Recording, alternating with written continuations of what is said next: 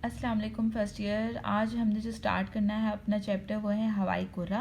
हवाई कोहरे की जब हम बात करते हैं एटमॉस्फेयर तो इसके हमें लफ्ज़ समझ में आता है कि हमारे गिर्द हवा जो है वो एक गिलाफ की तरह लिपटी हुई है, तो उसे हम हवाई कोहरा कहते हैं। अब हवा जो है जहाँ पर हम खड़े होते हैं कोई भी जगह जो है वो हवा से खाली नहीं है, तो ज़मीन से लेकर या सी लेवल से लेकर ऊपर 60,000 किलोमीटर की बुलंदी तक जितना भी ये हमारे पास हवा और वो आता है हिस्सा, वो सारा का सारा एटमॉस्फेयर में शामिल होता है। ठीक है, ये ज़मीन की कशिश की वजह से इसके गिर्द लिपटा हुआ है। हवा जो है वो इसकी कई 100 किलोमीटर तक इसकी मोटाई है। एक अंदाजे के मुताबिक तकरीबन 97% ज़मीन का जो हिस्सा है तकरीबन 29 किलोमीटर की बुलंदी तक ही मौजूद रहता है। यानी कि अगर हम कुर्रा हवा की बात करें तो जितने भी कुर्रा हवा में जो है फिनोमेनास देखने में आते हैं वो सारे के सारे तकरीबन 10,000 किलोमीटर या फिर 6,000 किलोमीटर तक ही देखने में आते हैं, और ऊपर सारा का सारा खला है और वो यूनिफॉर्म सिचुएशन में नज़र आता है। ये फासला तकरीबन ज़मीन के कतर के बराबर है।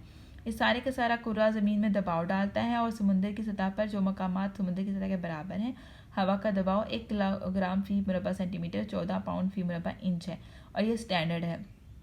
जो जो बुलंदी की तरफ जाते हैं तो हवा का दबाव कम होता चला जाता है, इसलिए ज़मीन की सतह के करीब हवा ज़्यादा कसीफ होती है, यानी कि भारी होती है, और ऊपर की तरफ जाते हुए हल्की होती चली जाती है। ज़मीन से फासला ज़्यादा होने की से हवा की कसाफत भी कम होती जाती है। तकरीबन 300 किलोमीटर की बुलंदी पर हवा बहुत ही रतीब हो जाती है। कशिश शक्ल की वजह से हवाई कुर्रा भी ज़मीन के साथ घूमता है। ये कुर्रा इंसानी ज़िंदगी के लिए बहुत ज़्यादा लाजमी है। अगर ये ना हो तो किसी जानदार मखलूक का वजूद ही ना हो। हमारा सांस लेने के लिए ऑक्सीजन की ज़रूरत होती है, और ऑक्सीजन हमारी हवा यानी एटमॉस्फेयर में मौजूद होती है। आगे आ जाते हैं हवा के अनासिर। अगर हम हवा में देखें तो हवा गैसों का अमेज़ा है, लेकिन इसमें गैसों के साथ साथ आपके बुखारात और आपके जो ज़रात भी मौजूद होते हैं। ठीक है, तो जो गैसें हैं वो ज़मीन की सतह से तकरीबन 80 किलोमीटर की बुलंदी तक जो हवा में कीमियाई गैसों का मिक्सचर है, ठीक है, वो एक जैसे नहीं होते बल्कि ये चेंज हो जाती रहती है। अलबत्ता आबी बुखारात में कमी बेशी होती रहती है, यानी कुछ गैसें हैं जिनकी तादाद सेम रहती है, लेकिन आबी बुखारात ज़रात जो है वो एरिया चेंज होने के साथ साथ चेंज होते रहते हैं। ये जो आपको टेबल दिया हुआ है इसमें आपको वो गैसें बताई गई हैं जो यूनिफॉर्म सिचुएशन में रहती हैं। जैसे नाइट्रोजन जो है वो 78 है, ऑक्सीजन 20, ठीक है, ऑर्गन 0.04, कार्बन डाइऑक्साइड 0.03, हाइड्रोजन 0.01 है। ठीक है, हवाई कुर्रे में तकरीबन हर जगह जो है अगर हम देखें तो कीमियाई अज्जा की तरकीब एक इसी सूरत में मौजूद है। ठीक है, और हवा हरकत करती रहती है। ये यूनिफॉर्म सिचुएशन होती है।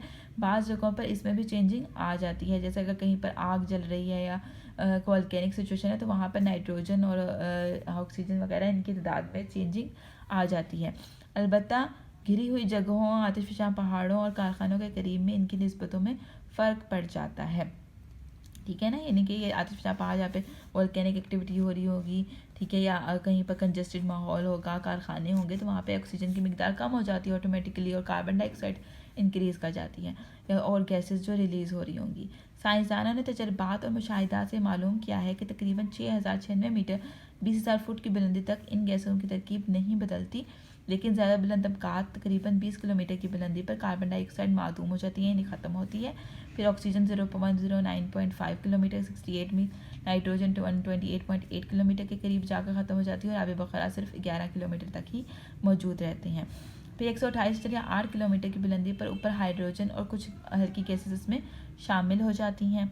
ठीक है, तो ये तरकीब जो है वो बुलंदी के साथ साथ बदलती रहती है। इनके अलावा helium, neon, krypton, xenon, methane और नाइट्रस ऑक्साइड वगैरह भी गैसेस इसमें शामिल होती हैं।